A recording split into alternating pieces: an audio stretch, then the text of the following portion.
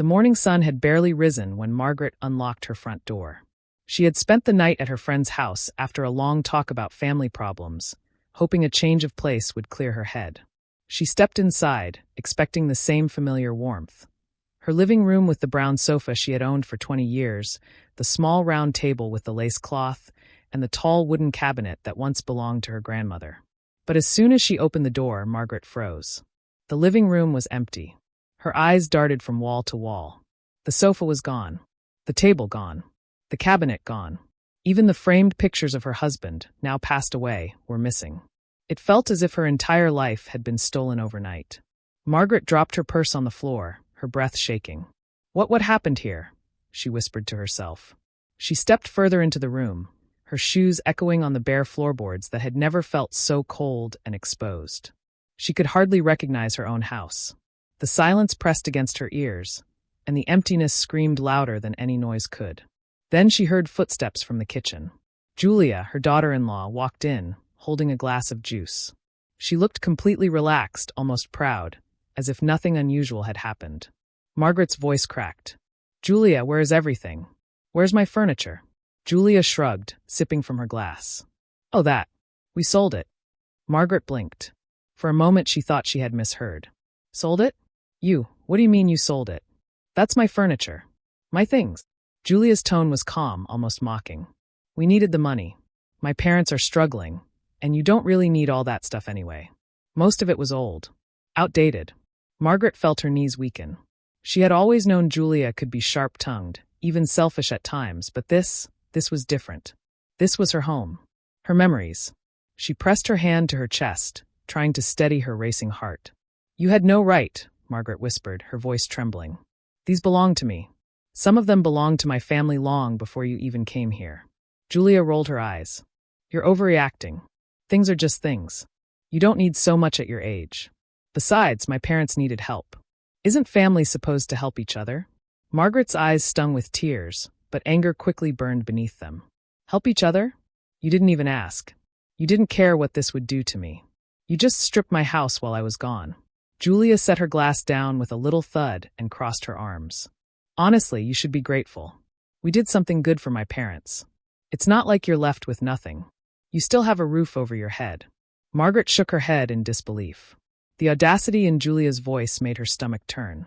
For years, Margaret had bitten her tongue, trying not to create tension for the sake of her son, Daniel. She had endured Julia's coldness, her subtle insults, her controlling ways in the household.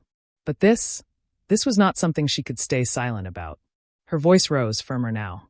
"You sold my grandmother's cabinet. That was the last gift she gave me before she died. You can't put a price on that. Do you even understand what you've done?" Julia tilted her head, smiling in a way that made Margaret's blood run cold. "I understand perfectly. I did what had to be done. My parents needed money more than you needed some dusty old furniture." Margaret felt her hands trembling.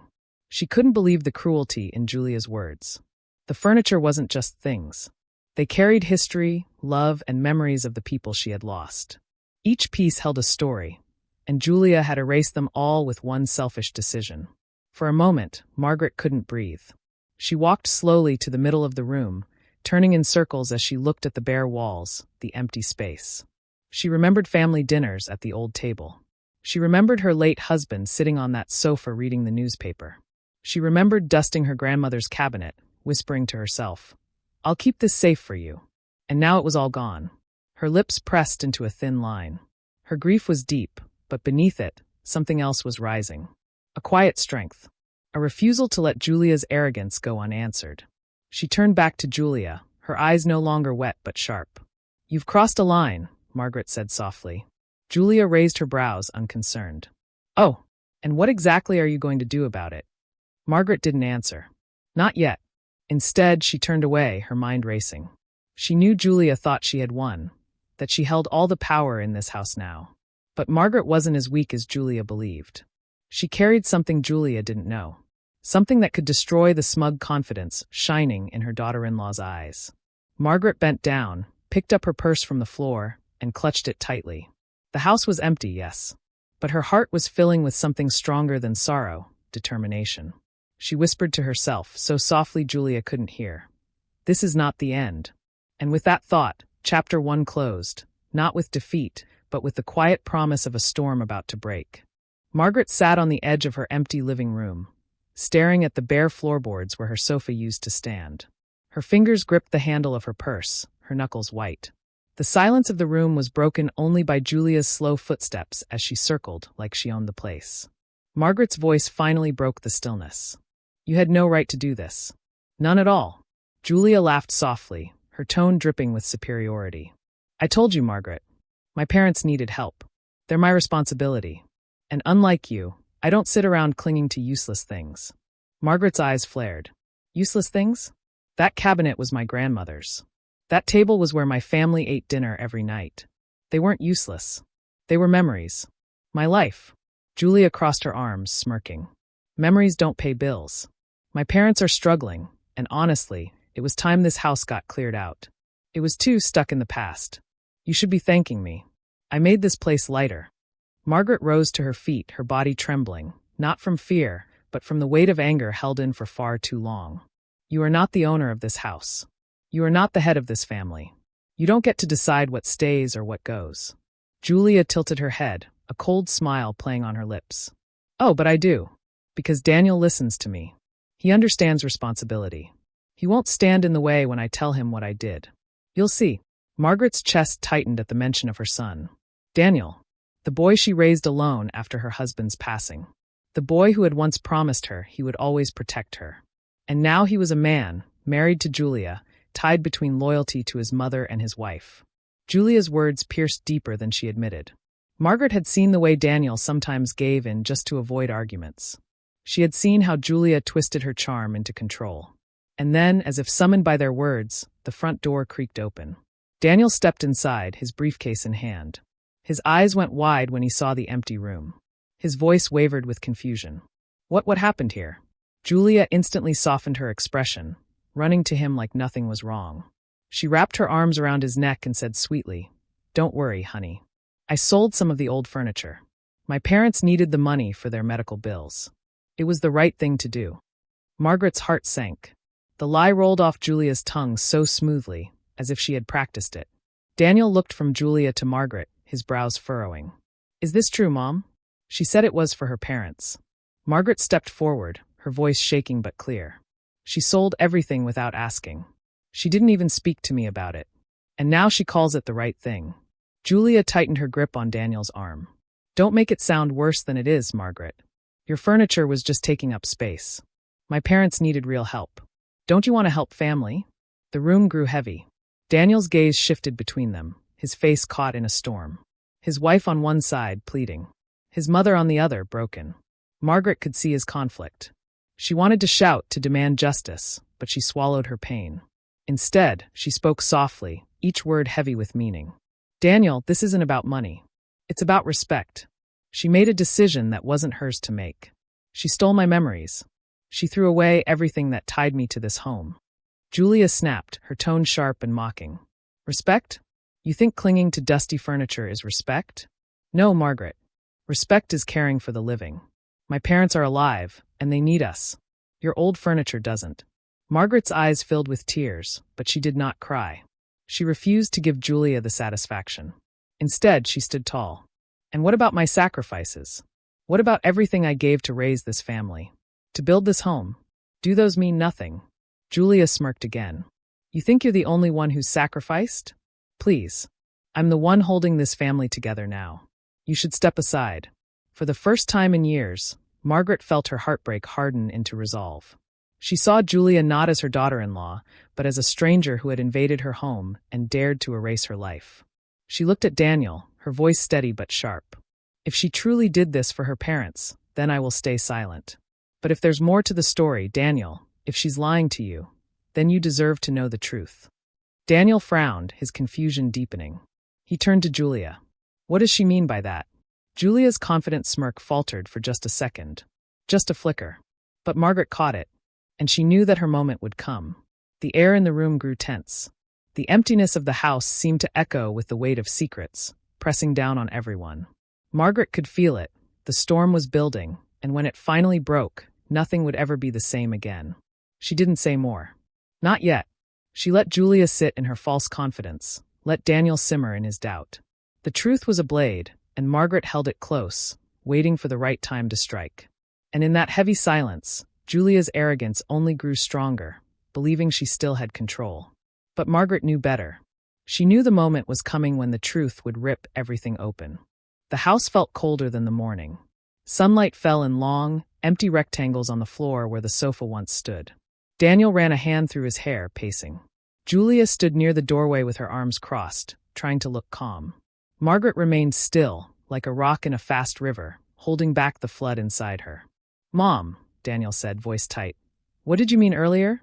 If there's something I should know, say it now." Margaret looked at him with soft eyes. "I didn't want to say it this way. I hoped Julia would tell you herself." She turned to Julia. "Do you want to explain? You called this sacrifice. You said your parents needed money." She paused. "Tell him where the money really went." Julia's chin lifted. "I told you already. My parents' bills." "Stop," Margaret said, calm but firm. "I was at the pharmacy last week when Mr. Rahim mentioned something strange. He said you had asked for cash back again and again. Later, my friend Lena saw you at the casino on Friday night, and the Friday before that. She watched you hand a pawnbroker a photo of my cabinet and ask for a quick quote." Margaret took a breath. "You did not sell the furniture for your parents. You pawned it to pay gambling debts." Silence fell like a heavy door slamming shut. Daniel stared at Julia, blinking fast as if he could blink the words away. "Julia, is this true?" Julia laughed, short and sharp. "Alina? The gossip? Please. This is ridiculous." Margaret opened her purse and pulled out a folded paper. Her hands did not shake. "I went to the shop this morning. The pawnbroker remembered you. He gave me the copy of the receipt with your name. He said you promised to return with more old pieces by the weekend." Daniel took the paper.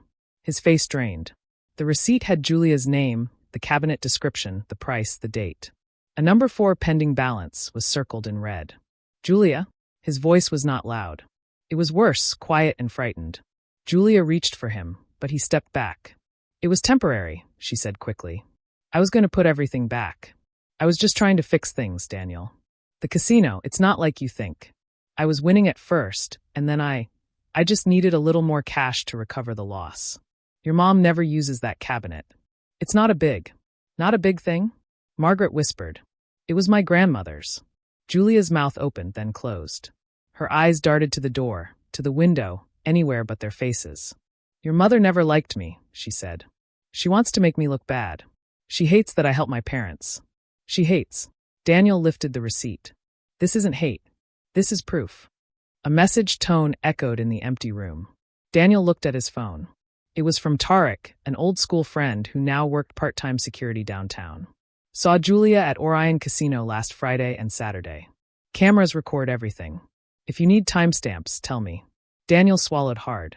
"Friday and Saturday," he repeated, eyes on Julia.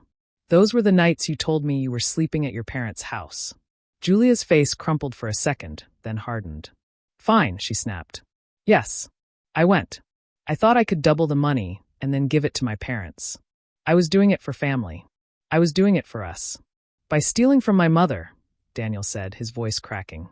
"By lying to me. I didn't steal." Julia cried. "I live here too. We're married. This is our home." "This is my mother's house," Daniel said, and the words came out like a door locking. "Her name is on the deed. Those were her things. You knew that." Julia stepped back as if the air had pushed her. I only took what she didn't really need." She tried to sound confident, but the words trembled. Margaret took one slow step forward. "You took stories," she said softly. "You took the last pieces of people I loved. And you lied about why." Julia's eyes filled with tears, but they were stubborn tears, hot and angry. "You don't understand how hard it is. My parents call me every day. The bills never stop. Do you want them to suffer?" Margaret's voice did not rise. "Your parents deserve honesty too. Did you tell them you were gambling their hope away?" Before Julia could answer, another sound cut through, the doorbell. All 3 flinched. Daniel moved to the door and opened it. A tall man in a neat shirt stood outside, holding a folder. "Mr. Khan? I'm Riaz from City Pawn and Loans. I'm looking for Mrs. Julia Khan. I called earlier, but there was no answer. I'm here about the pending balance on several items." He peered past Daniel into the nearly empty room. "I was told I might find her here." Julia's shoulders sagged. "Why are you here?" she whispered. Riaz glanced at the folder. Your payment is overdue. If the balance is not cleared by tomorrow, the items will be listed for auction. I prefer to settle this quietly. He paused, noticing Margaret and nodding politely. Ma'am, one piece is a wooden cabinet from the 1950s. A fine item. Margaret's breath caught. From my grandmother, she said. Daniel's jaw clenched. How much is the balance? He asked. Riaz named a number. It was not small. It was also not impossible. Daniel exhaled, long and shaky. Julia looked from face to face, cornered by the truth. Daniel, please, she said, voice small now. I will fix it. I'll get the money somehow. I'll stop going. I swear. I'll do anything. Stop going, Daniel repeated. You already promised that 2 months ago. And last month. He turned to Riaz. Thank you. We'll call you later today. Riaz nodded and left, the door clicking shut behind him. The sound echoed like a final decision. No one spoke for a long moment. The empty room seemed to breathe with them. At last Daniel said, Why didn't you tell me, Julia? Why didn't you just tell me the truth? Tears spilled over Julia's cheeks. Because I thought I could fix it before you found out. Because I was ashamed. Because I wanted to be the strong one. I wanted everyone to need me. Margaret's face softened, but only a little. Strength is not taking and hiding. Strength is being honest when it hurts. Julia reached for Daniel again. He didn't move. I can pay it back, she whispered. I'll sell my jewelry. I'll pick up shifts. You already sold your jewelry, Daniel said quietly, not looking at her. You told me you lost it last winter. Julia's lips trembled. She had no more shields left. Margaret stepped closer to Daniel. We can still save the cabinet, she said gently. We can save what we can. But Daniel, trust is not furniture. It doesn't come back just because you pay a balance. Daniel nodded slowly. The weight of the truth settled on his shoulders, heavy and real. He looked at his wife and, for the first time, looked past the excuses to the wreckage. I love you, he said to Julia, voice breaking. But I can't protect a lie. Not anymore. Julia covered her face with her hands and sobbed, loud, messy sobs that echoed off the bare walls. She had walked through this house like she owned it in the morning. Now it felt like the house itself had turned around and judged her. Margaret picked up the receipt from the floor and smoothed the creases. We'll go to the shop this afternoon, she said softly to Daniel. We'll bring back what we can. Julia dropped her hands and stared at them both. You're going to fix this without me? No, Margaret said. We're going to fix the furniture. Only you can fix you. The words landed with a final, quiet thud. Outside, a cloud slid over the sun. The light in the room dimmed. Somewhere in the distance, a dog barked and a car passed. Ordinary sounds, but everything inside had changed. Daniel set the receipt on the windowsill, then turned to Julia. For now, he said, careful and slow, you should go to your parents' place. Think. Breathe. Decide who you want to be. Julia stared at him as if she hadn't heard right. Then she nodded, small and shaky. She picked up her bag from the corner, one of the few things left, and walked to the door. At the threshold, she looked back at Margaret, eyes red. I'm sorry, she whispered. I don't expect you to forgive me. Margaret didn't speak. She simply held Julia's gaze, steady and human, not cruel, not soft, just true. The door closed. Daniel sank onto the bare floor, elbows on his knees, head in his hands. Margaret sat beside him. They said nothing. They didn't need to. Between them lay the receipt, the silence, and a plan. Recover what could be recovered, protect what could still be protected, and face tomorrow without lies. The brutal truth had finally been spoken. It hurt. It also cleaned the air. And somewhere under the ache, a new kind of strength began to grow. That afternoon, Margaret and Daniel went to the pawn shop. The sign buzzed softly above the door. Inside, glass cases shone with other people's lost things. The pawnbroker, Riaz, recognized them at once. He brought out a form, spoke gently, and did not look curious. Margaret was grateful for that small kindness. They paid the balance for what they could recover. A lamp. 2 framed photos that had not yet been listed. And then he wheeled out the tall wooden cabinet, Margaret's grandmother's cabinet. The sight of it filled her chest with both pain and relief. It has a stiff panel, Riaz said, tapping the back.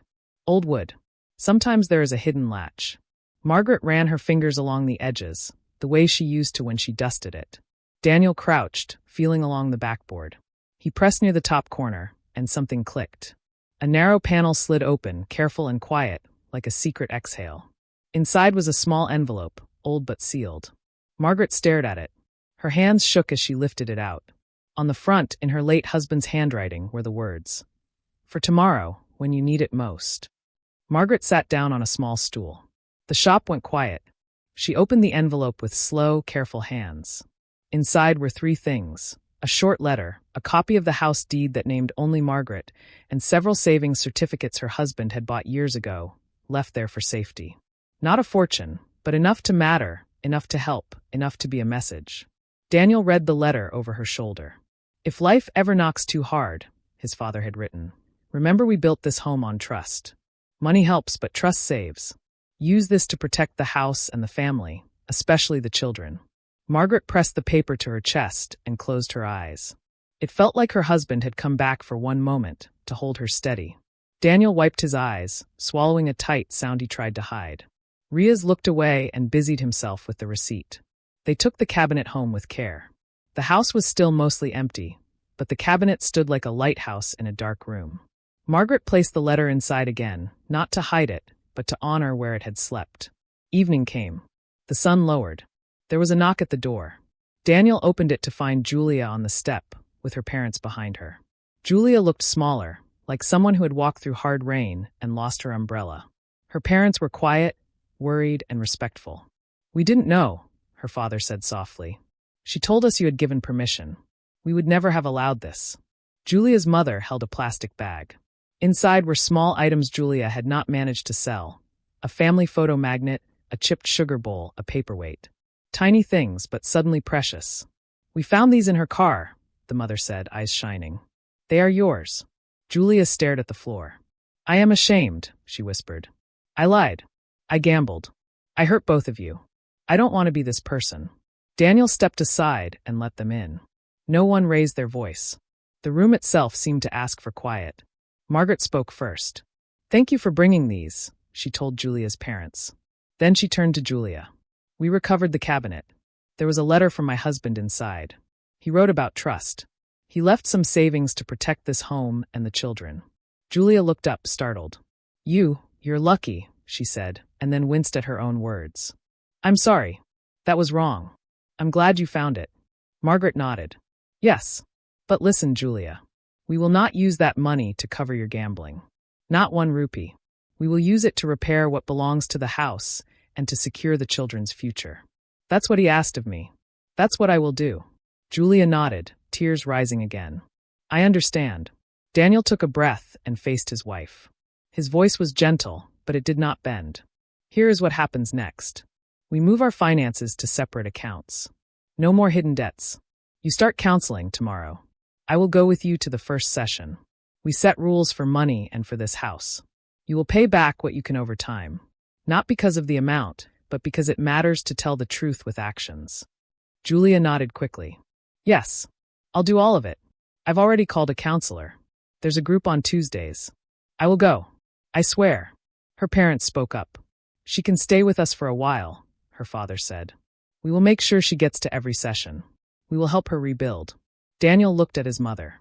Margaret met his eyes and understood the question he didn't say out loud. She turned to Julia and spoke with a steady kindness that neither punished nor excused.